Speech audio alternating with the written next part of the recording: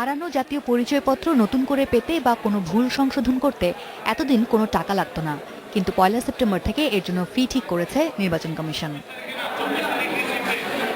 এই সেবা নিয়ে এমনিতেই নানা অভিযোগ আছে সাধারণ মানুষের, আর ফি দিয়ে এই সেবা নিতে গিয়ে প্রথম দিনেই সেই ভোগান্তির চরমে পৌঁছে।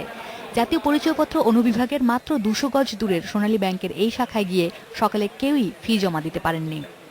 ২০০ টাকা জমা দেওয়া লাগে, এটা শুনে মানে এখানে আসলাম, সোনালী ব্যাংকে জমা নেই। এখন একটু ভিতরে আসছি, এখন এরা বলতেছে এখন টাকা নিয়ে যাবে।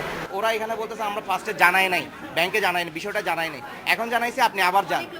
অনেকে সকালে জাতীয় পরিচয়পত্র অনুবিভাগে গিয়েই জানতে পারেন ফি দেবার বিষয়টি। ট্রেজারি চালান, ব্যাংক ড্রাফট ও সোনালী ব্যাংকের অনলাইন সেবা, এই তিনভাবেই ফি জমা দেওয়ার কথা। অথচ সোনালী ব্যাংকের ম্যানেজার জানালেন এই নিয়ে কোনো নির্দেশনা আসেনি তাদের কাছে।